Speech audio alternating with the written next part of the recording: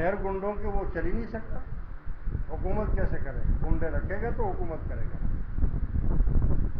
تو بھائی میرے اس وقت یہ جہاد ہے آپ کے لیے. آپ جہاد کرنا چاہتے ہیں نا؟ چلیے کرنا چاہتے ہیں؟ بولو بھائی آؤ تو کھڑو جو جہاد کرنا چاہتا ہے. تو آپ کے لیے جہاد کیا ہے اس زمانے میں؟ ابھی آپ لوگوں کو رسول اللہ کا غلام بنائیں. ان کو بولیں کہ یہ لیڈرشپ چھوڑو, یہ لیڈری چھوڑ دو. وہ اپنے لیے جہنم تیار کر رہے ہیں تو کرنے دو. وہ قارون کا مال جمع کر رہے ہیں تو اللہ تعالیٰ کے مال میں کوئی کمی نہیں آئے گی, کوئی کمی نہیں آئے گی. جتنی مرضی جمع کر لیں, اللہ تعالیٰ کا مال کم نہیں ہوگا. مگر کوئی حلال کر کے کھائے گا, کوئی حرام کر کے کھائے گا. تو حلال کر کے کھاؤ, تھوڑا سا کھاؤ, کوئی بات نہیں ہے, اس میں بہت برکت ہو جائے گی. وہ حلال کا جو ہوگا نا تو تھوڑے سے میں بہت برکت ہو جائے گی. اللہ تبارک و تعالیٰ آپ کو اور مجھے توفیق عطا فرمائے کہ ہم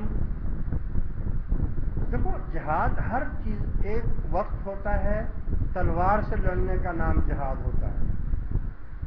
ایک وقت ہوتا ہے کہ وہ تلوار کا ٹائم نہیں ہوتا ہے, وہ قلم سے جہاد کیا جاتا ہے. یعنی کتابیں لکھنا یا ایسی باتیں لکھنا جس سے نصیحت لوگوں کو ملے. ایک وقت ہوتا ہے کہ لوگوں کو ہدایت کی طرف بلانا.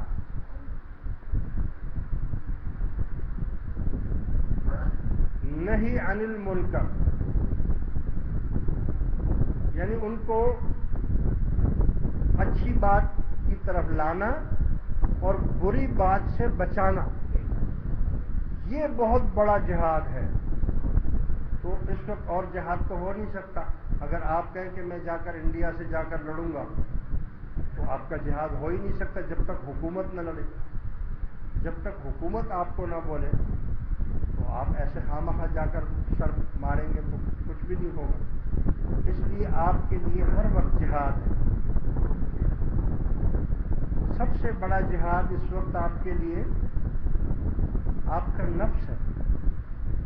آپ اپنے نفس کے ساتھ جہاد کریں, کیونکہ نفس جو ہے یہ ازلی نافرمان ہے.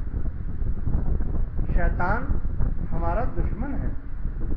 ان الشیطان للانسان عدو مبین. شیطان تمہارا صریح دشمن ہے.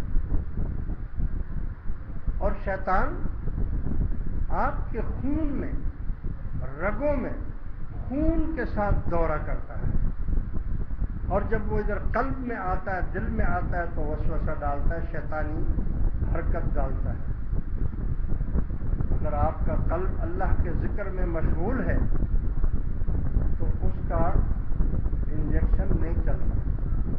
اور اگر آپ کا قلب اللہ کے ذکر سے غافل ہے تو پھر اس کا انجیکشن چل جاتا ہے.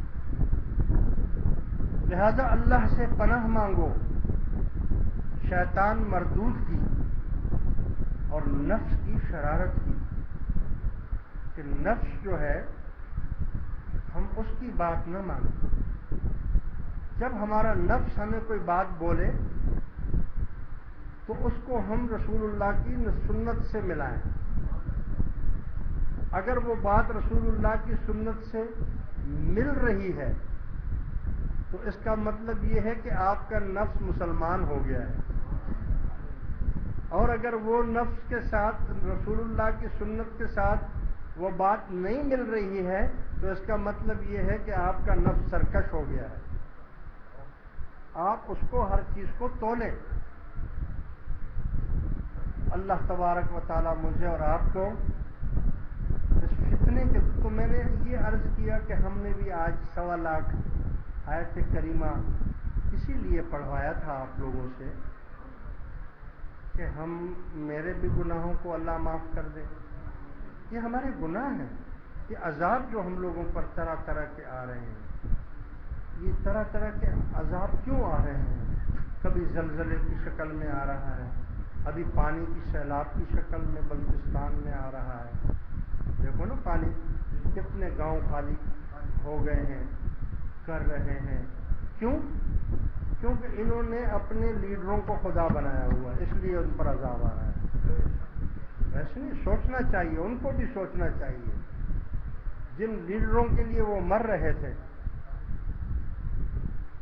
ان لیڈروں نے کہ یہ ہمیں سب کچھ دیں گے.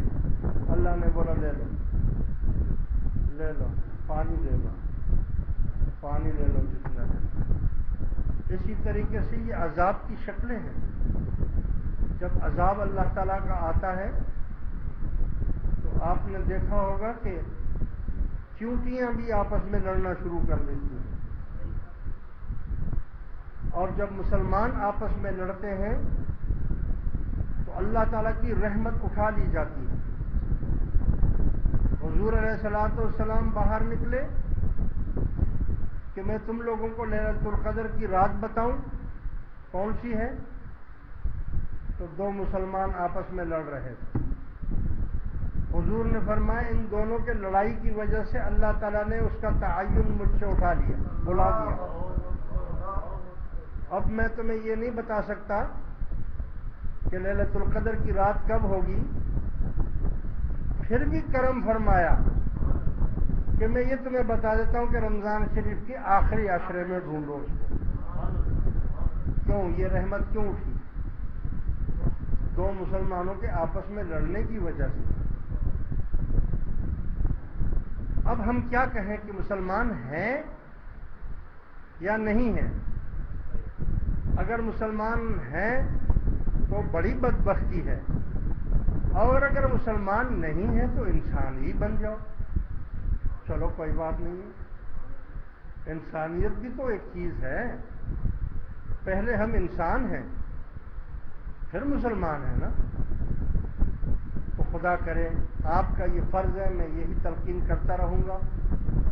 کوئی خوش ہو ناخوش ہو، راضی ہو یا ناراض ہو، میں تو آپ کو یہی تلقین کروں گا کہ اس وقت آپ کا جہاد یہی ہے، آپ سب کو بھائی بنا لیں، سب کو اپنا بھائی بنا لیں. جو رسول اللہ کا ہے وہ ہمارا ہے، جو رسول اللہ کا نہیں ہے وہ ہمارا نہیں ہے. ہمارا باپ ماں ہماری نہیں ہے، ہماری ماں باپ ہمارے نہیں ہیں، ہمارے بہن بھائی ہمارے نہیں ہیں، اور ایک حبشی ہے تو وہ ہمارا ہے، اس لیے کہ وہ ہمارے آقا کا ہے. ہم تو اس سے پیار کرتے ہیں، اس کی بات کو مانیں گے. وہ صادق الامین ہے، جو انہوں نے کہہ دیا وہ صحیح ہے. اب وہ بات لاجک میں آئے یا نہ آئے، وہ بات عقل میں آئے یا نہ آئے. حضور نے جب اعلان فرمایا کہ میں رات کے تھوڑے سے حصے میں عرش عظیم پر گیا، وہاں میں نے کئی سال لگا دیے، میں نے روبرو اللہ سے ملاقات کی، اور جب میں واپس آیا تو دروازہ جو بند کیا تھا وہ کنڈی بھی ابھی ہل رہی تھی،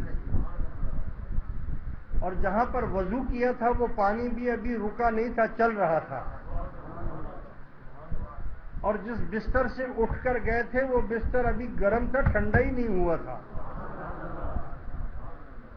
اور وہاں کئی سال گزر گئے. ابو جہل کو جب یہ موقع ملا، ابو بکر صدیق رضی اللہ تعالیٰ عنہ تجارت کے سلسلے میں کہیں باہر گئے ہوئے تھے.